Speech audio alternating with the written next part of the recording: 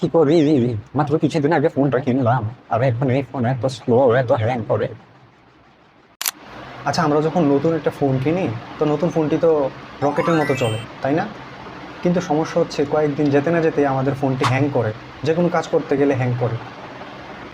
তো সেই সমস্যাটির জন্য আজকে আমি আপনাদের সাথে এমন 3টা ট্রিক্স শেয়ার করব, যেই 3টা ট্রিক্স অ্যাপ্লাই করার পর আপনার ফোন যতই পুরাতন বা কম দামি হোক না কেন, আপনার ফোন আবার নতুনের মতো সুপার স্মুথ এবং ফাস্ট কাজ করবে।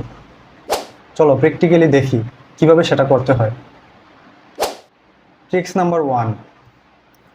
তো বন্ধুরা, এই কাজটি করার জন্য আমাদেরকে প্রথমেই আমাদের ব্যাকগ্রাউন্ডে লুকিয়ে থাকা চোরদেরকে ধরতে হবে।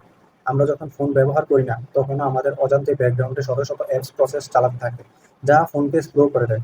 এর জন্য প্রথমে আমাদেরকে ফোনের সেটিংসে চলে যেতে হবে।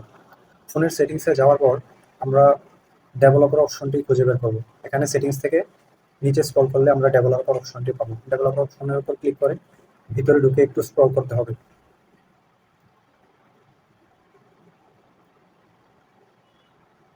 একটু স্ক্রল করে নিচে আসলে আমরা একটি অপশন খুঁজে পাবো যেখানে লেখা আছে ব্যাকগ্রাউন্ড প্রসেস লিমিট। তো এখান থেকে আমরা এখানে স্ট্যান্ডার্ড লিমিট দেওয়া থাকবে, আমরা এটিকে নো লিমিট প্রসেসও দিব না, আমরা এখানে অ্যাটমোস্ট 2 প্রসেসে ক্লিক করব। তো এটি করার পর আমাদের আর ব্যাকগ্রাউন্ডে 2টার বেশি অ্যাপস বা অন্যান্য কোনো কিছু রানিং হবে না। Tricks number 2। আমাদের তালিকার 2 নাম্বার সেটিংসটি করার জন্য আমাদেরকে প্রথমে সেটিংসে চলে যেতে হবে। সেটিংসে যাওয়ার পর মাই ফোনে ক্লিক করতে হবে। মাই ফোনে ক্লিক করার পরে আমাদেরকে র্যাম অপশনটি খুঁজে বের করতে হবে। তো র্যাম অপশনে যাওয়ার পর এখানে ভার্চুয়াল র্যাম দেওয়া আছে, আমরা এই ভার্চুয়াল র্যামের উপর ক্লিক করব। এরপর আমাদের সর্বোচ্চ 8 জিবিতে ক্লিক করে দেব। আপনি আপনার পছন্দ মতো 3 জিবি 5 জিবি দিতে পারেন, আপনার ফোনের কতটুকু স্টোরেজ দরকার বা আপনি কতটুকু কাজ করেন তা সে অনুযায়ী আপনি এটা সেট করে নেবেন।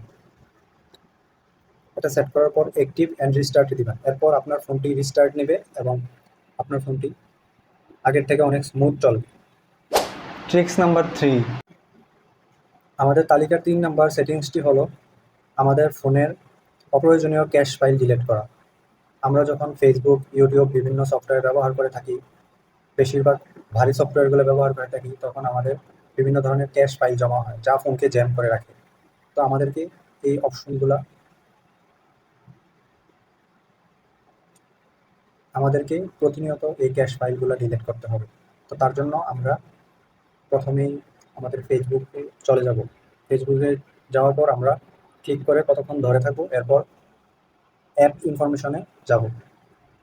যাওয়ার পর এখানে স্টোরেজ অ্যান্ড ক্যাশ লেখা আছে, তো আমরা এটাতে ক্লিক করে দিব। কারণ ক্লিক করার পর এখানে দেখেন যে 452 MB ক্যাশ ফাইল জমা আছে। তো আমরা সিম্পলি এখানে ক্লিয়ার ক্যাশে ক্লিক করে ক্যাশ ফাইলগুলো ডিলিট করে দিব।